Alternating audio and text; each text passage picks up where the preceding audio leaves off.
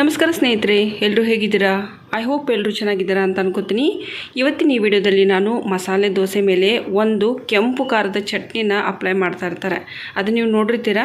But ಇದನ್ನು ಮನೆಯಲ್ಲೇ ಹೇಗೆ ಮಾಡೋದು, ಅದು ಹೋಟೆಲ್ ಸ್ಟೈಲಲ್ಲಿ ಅಂತ ತೋರಿಸ್ತಾ ಇದ್ದೀನಿ. ತುಂಬ ಸರಳವಾಗಿ ನೀವು ಮಾಡ್ಬೋದು ಇದನ್ನು, ಮತ್ತು ಜಾಸ್ತಿ ಯಾವುದೇ ರೀತಿಯ ಸಾಮಗ್ರಿಗಳು ಬೇಕಾಗೋದಿಲ್ಲ. ಸೊ ಇದನ್ನು ನೀವು ಡೆಫಿನೆಟ್ಲಿ ಮನೆಯಲ್ಲಿ ಟ್ರೈ ಮಾಡಿ ನೋಡಿ. ನಿಮ್ಗೆ ಇಷ್ಟ ಆದರೆ ನಂಗೆ ಕಮೆಂಟ್ ಮಾಡಿ ಹೇಳಿ. ಓಕೆ, ಸೊ ವಿಡಿಯೋ ಸ್ಟಾರ್ಟ್ ಮಾಡೋಣ. ಈ ಕೆಂಪು ಖಾರದ ಚಟ್ನಿಯನ್ನು ಮಾಡೋದಕ್ಕೆ ಏನೇನು ಬೇಕು ಅಂತ ಸಾಮಗ್ರಿಗಳನ್ನ ಮೊದಲು ನೋಡ್ಕೊಂಬಿಡೋಣ. 8-10 ಟೇಬಲ್ ಸ್ಪೂನ್ ಧನಿಯಾ, 8-10 ಟೇಬಲ್ ಸ್ಪೂನ್ ಜೀರಾ, 10-12 ಬೆಳ್ಳುಳ್ಳಿ, ರುಚಿ ತಕ್ಕಷ್ಟು ಉಪ್ಪು, ನಂತರ ಕರಿಬೇವಿನ ಸೊಪ್ಪು, 10-12 ಒಣಮೆಣಸಿನ್ಕಾಯಿ. ನಿಮಗೆ ಖಾರ ಜಾಸ್ತಿ ಬೇಕು ಅಂದರೆ ಇಲ್ಲಿ ಬ್ಯಾಡಗಿ ಮೆಣಸಿನ್ಕಾಯಿ ಕೂಡ ಬಳಸ್ಬೋದು.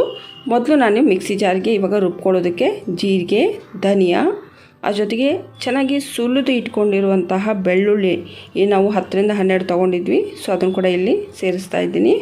ಅದಾದ ನಂತರ ಒಣಮೆಣಸಿನ್ಕಾಯಿನ ಸೇರಿಸ್ತಾ ಇದ್ದೀನಿ. ಅದ್ರ ಜೊತೆಗೆ ಕರಿಬೇವಿನ ಸೊಪ್ಪನ್ನು ಚೆನ್ನಾಗಿ ವಾಶ್ ಮಾಡಿ ಇಟ್ಕೊಂಡಿದ್ದೆ. ಸೊ ಅದನ್ನು ಕೂಡ ಇದಕ್ಕೆ ಹಾಕ್ತಾ ಇದ್ದೀನಿ.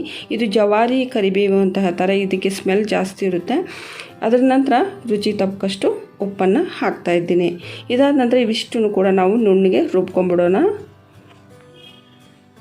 ಈ ಚಟ್ನಿನ ರುಬ್ಕೊಳ್ಳುವಾಗ ಸ್ವಲ್ಪ ನೀರನ್ನು ಹಾಕಿ ಸ್ವಲ್ಪ ಗಟ್ಟಿ ಚಟ್ನಿನೇ ಮಾಡ್ಕೋಬೇಕು. ಎಷ್ಟು ಗಟ್ಟಿಯಾಗಿರುತ್ತೆ ಅಷ್ಟು ಚೆನ್ನಾಗಿದ್ದು ಸೆಟ್ ಆಗುತ್ತೆ ದೋಸೆ ಮೇಲೆ.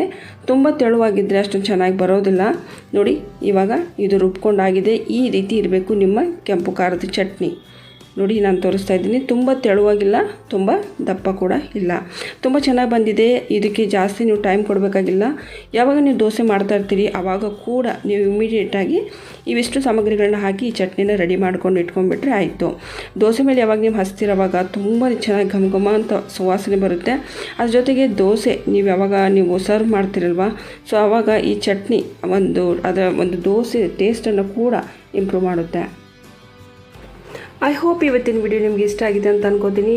ಈ ರೆಸಿಪಿ ನಿಮಗೆ ಸ್ವಲ್ಪಾದ್ರೂ ಇಷ್ಟ ಆದರೆ ವಿಡಿಯೋನ ಲೈಕ್ ಮಾಡಿ, ಶೇರ್ ಮಾಡಿ, ಕಮೆಂಟ್ ಮಾಡಿ ಕೂಡ ಹೇಳಿ ನಿಮಗೆ ಹೇಗೆ ಅನ್ನಿಸ್ತು ಅಂತ. ಓಕೆ, ಸೊ ಮುಂದಿನ ವಿಡಿಯೋದಲ್ಲಿ ನಾನು ಮತ್ತೆ ಸಿಗ್ತೀನಿ. ಅಲ್ಲಿವರೆಗೂ ನಮಸ್ಕಾರ.